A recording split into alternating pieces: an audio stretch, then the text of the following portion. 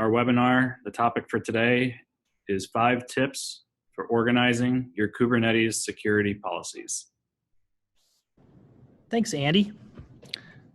This is Cody McCain. I am a Senior Solutions Architect for Tigera, and I'm based out of New York City. And today I want to share some learnings that we've had about how to use labels and such for organizing, not only organizing our policy, but also aligning it to the right the right security organizations, and for simplifying the overall process of assigning security policies.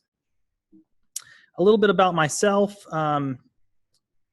If you are ever in the New York area and or want to meet up with me, hit me up on Twitter at McCodeman. I'd love to exchange some conversation with you and learn a little bit more about what projects that you're working on, and any way that I can help you apply the concepts that we're going to be talking about today. So the way that this webinar typically works, I'm going to go through a short presentation.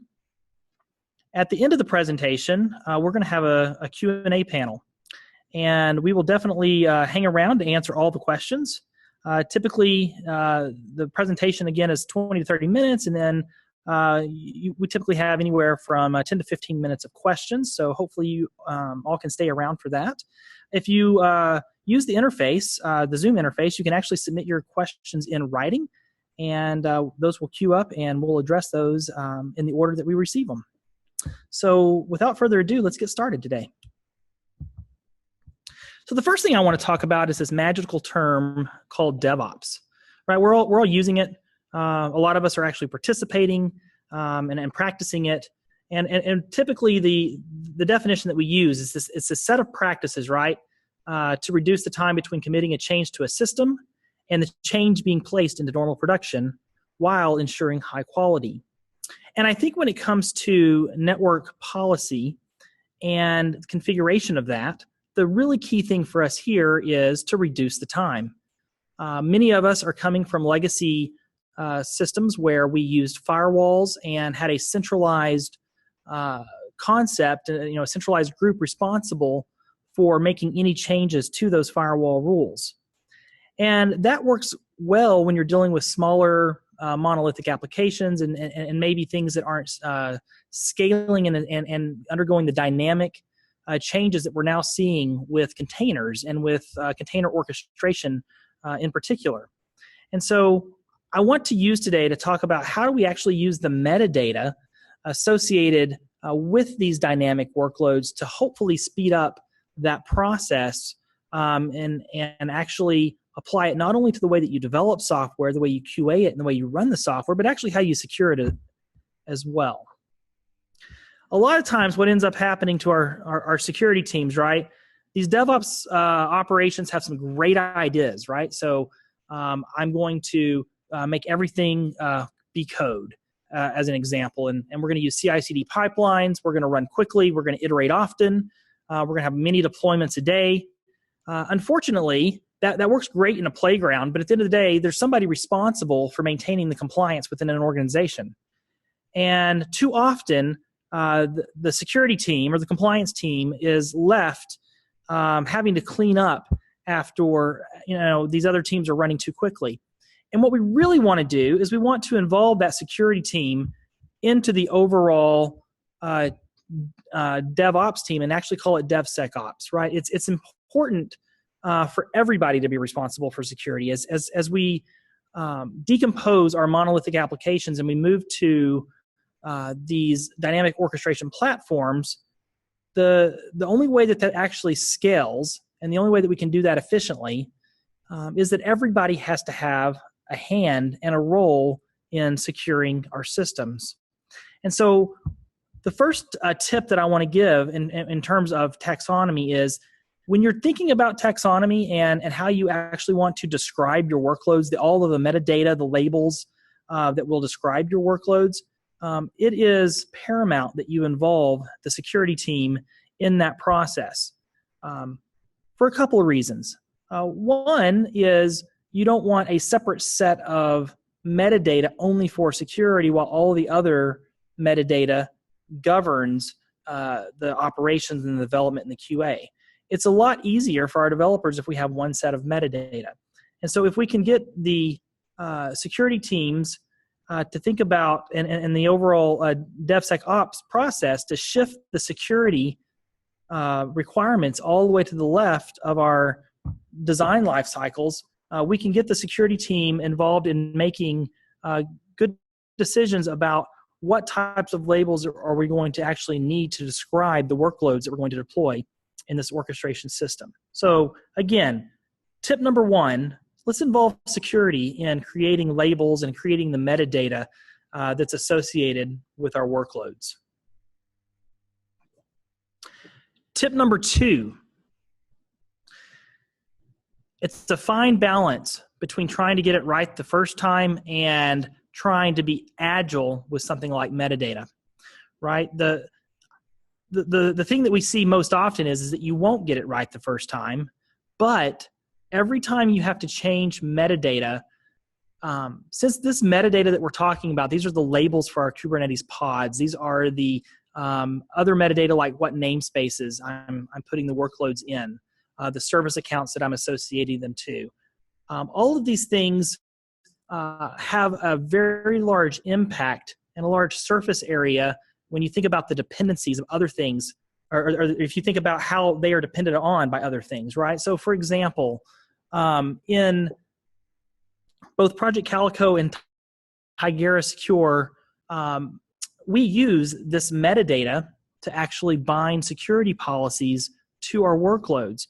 And so if we're constantly changing that metadata, not only is it impacting the metadata itself, it's impacting the way that security policies bind to those. And we may be also using that metadata for other things such as reporting and auditing, logs, etc. And even for triggering various behaviors within things like our CI/CD pipelines and other operators that we may have installed in our orchestrated system. So it's important that we try to get all of the players involved, again, the security team, the dev team, the ops team, all of the players, the QA team, that are going to need to help in making those decisions and try to get it as close as we can to the model that we want the first time. So again, tip number two, try to get it close the first time, because every time you iterate, it's going to be difficult. The other thing we see often is we fight about, whose role is it to define the taxonomy within a company? Who owns the actual metadata, the hierarchy of the terms that we're going to use to describe our workload? The key thing that we want to look at from a model perspective is there's really two different models that this can be done with. On the left side, I've got what's called taxonomy. And typically this is a crowdsourced taxonomy, right? Anytime somebody wants to add a new label, they just add the label. There's no restrictions. And we use that label however we see fit.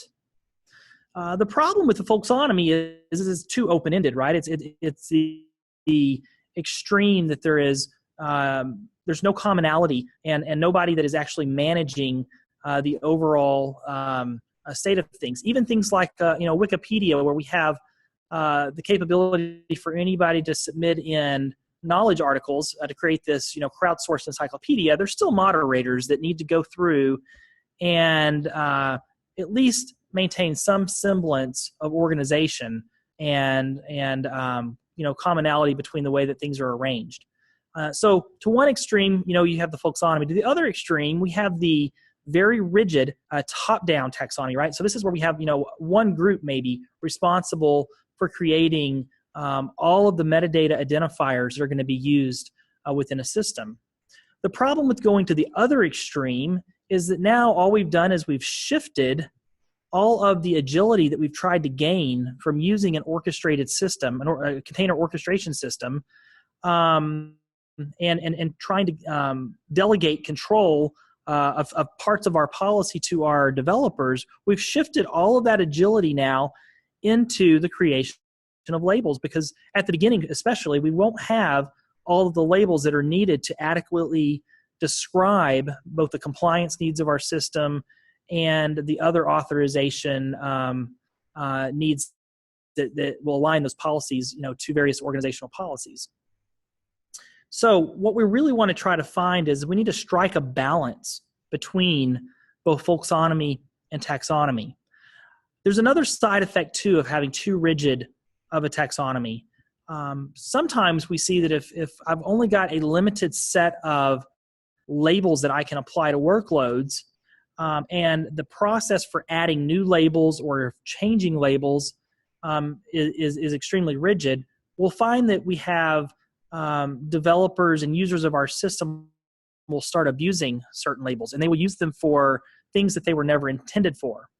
So then that takes away the readability of our taxonomy, and we should be able to look at labels and other metadata and just understand from reading the label itself what its intended purpose is, and maybe make some inference about the underlying workload, maybe the policies that are going to apply to that workload, et cetera. So when people start abusing labels because there's only a limited set of them, that's the other extreme. So again, tip 3, we want to strike a balance between folksonomy and taxonomy. You want to ensure that whatever process you establish for establishing new metadata, that number 1, anybody can contribute to it, and number 2, the entire turnaround from when I submit a change request or an addition, that piece of metadata is either going to get denied quickly or added quickly, and I don't introduce additional bureaucracy to slow down the overall agility that I'm trying to increase. So let's get into some of the core drivers in how we actually go about defining the taxonomy that we want to use.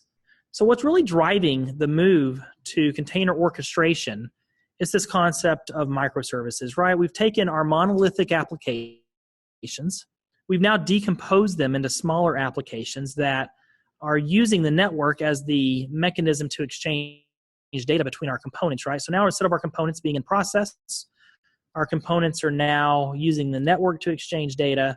And at Tigera, our concern is we want to make sure that the exchanges between those components are secure and are what we intended. And so we have a product and a commercial and open source project that both focus on being able to write network policies that will ensure that the interactions between those components are what we intended. And to bind the policies that we write, we use metadata that comes along with various orchestrators. So for example, in Kubernetes, we have the concept of labels.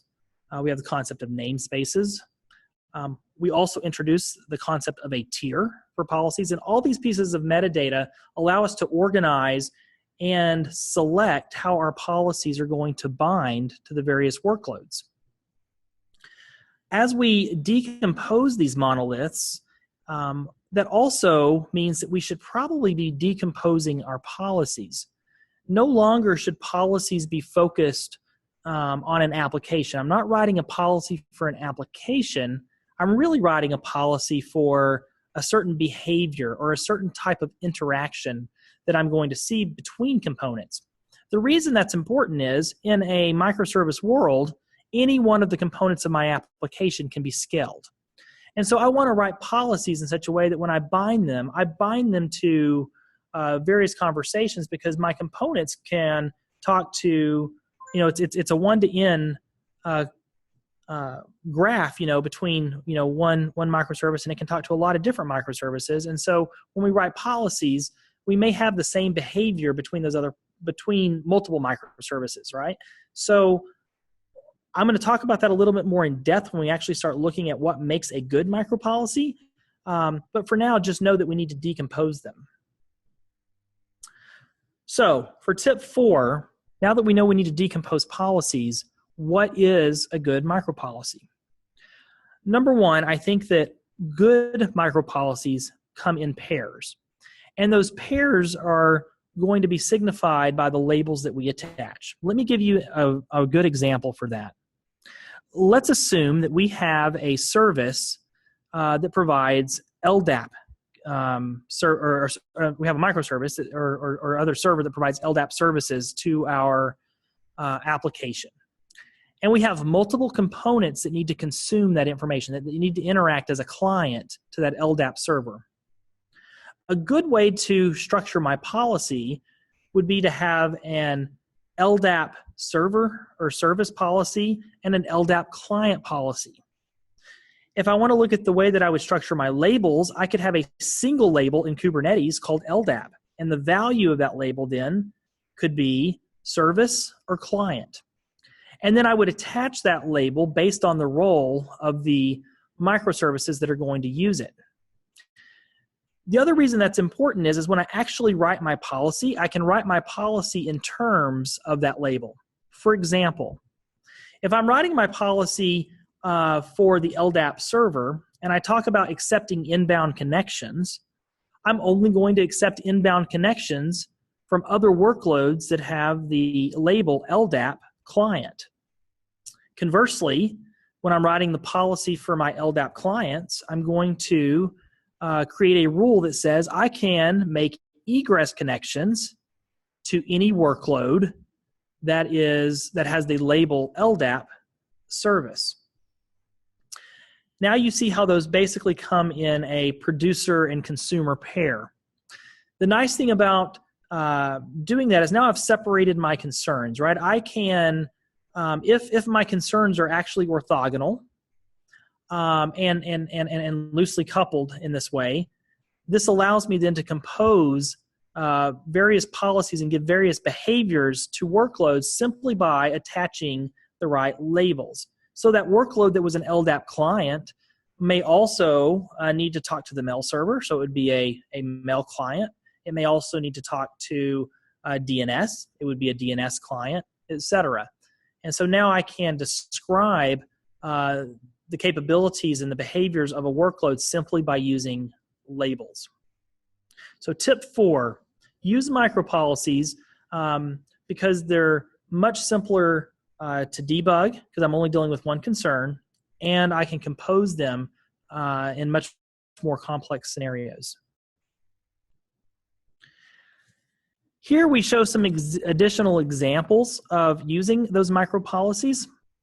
So in this example, suppose that I have a set of workloads that are running in the US and another set of workloads that are running in the EU. And for all intents and purposes, the workload's application architecture is identical in both places, right? We have a product page that needs to talk to a details service and maybe a review service, and maybe the review service then has another call down to a rating service. And that's going to be the same for both the US and the EU. But I needed to shard my data because there was the data that it was dealing with had data sovereignty rules attached to it, and it couldn't, it had to be hosted in data centers local to either the US or the EU. So in this case, I have separated my concerns. I have a label for the geography, and I have a label for the behavior, which is called role.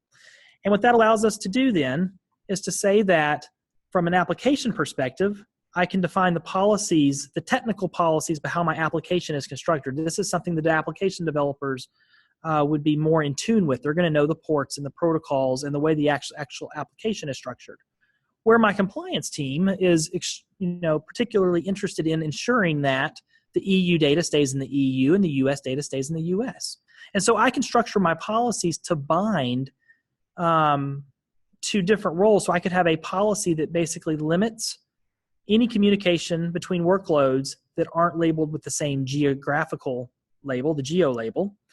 And then my developers would write the policy that basically enables the service graph to be constructed that actually completes the application. And so on the left side, the way that we can look at that is now I've aligned my labels to the organization and the responsibilities and the concerns of the organization. Since we know that labels attract policies, they also can carry along with them authorization. So it's important as you define labels to also ensure that you've got a mechanism, whether it be a CI/CD pipeline, an admission controller, et cetera, that is restricting which people within the organization are allowed to assign labels, because those labels will attract policy and enable workloads to talk to various other workloads. So for tip 5, aligning to the organization needs to ensure that the authorizations that are given to my functional groups, things like the InfoSec group, a platform team, et cetera, we need to ensure that those groups can assign the sets of labels, and only those groups can assign the sets of labels that will attract policies that they govern. Whereas we may delegate things like the application architecture and the policy that governs that to a different group. So what we're really doing here is we're separating to some extent the compliance in the application architecture, and then at runtime, the sets of labels, the aggregate set of labels, will all be combined to create an overall policy for a workload. One of the ways that we can look at this is if I were thinking about relational versus technical, the compliance teams may be concerned about how do I quarantine workloads, or what are the cross-cutting concerns in terms of PCI compliance, or other security concerns that are more global in nature or relational in nature between workloads. The data sovereignty example that we just used, and maybe even tenancy or data classification can be part of that as well. But as I move right, now I start getting into actual technical aspects of my application architecture and how the microservices are actually woven together. And so with our product, one of the solutions that we offer is the capability to delegate those roles appropriately, and to say, our development teams, our line of businesses, et cetera, that understand the technical nature of an application can be responsible for writing the pieces of policy that govern that, whereas our compliance teams can ensure that the right labels and policies can be attached that govern how an application limits its communication with other within itself, so that it does maintain the right compliance. Things such as PCI compliant workloads probably shouldn't be talking to non-PCI compliant workloads. Maybe EU workloads shouldn't be talking to US workloads. So that brings us to the end of our presentation. So just to kind of recap, we've discussed, why labels are important. We've discussed, we probably shouldn't change labels often, that we need to include security at the beginning so that they can help us come up with a set of labels that not only describe security, but operational and dev and QA concerns all at the same time. We've discussed, whether we should crowdsource those labels or whether we should be more rigid, and we just need to ensure that whichever approach that we take, strike a balance and ensure that the process for managing labels is agile. We've talked about what a micro policy is and how do we construct labels that allow that to be created. Things about labels coming in pairs, the producer-consumer model, and also understanding finally how do we align those labels to the organization, and ensuring that we have the right authorizations for assigning labels, and making sure that the right teams are writing the policies and creating the labels for the right part of the application, whether it be more on the relational and compliance side or more on the technical side.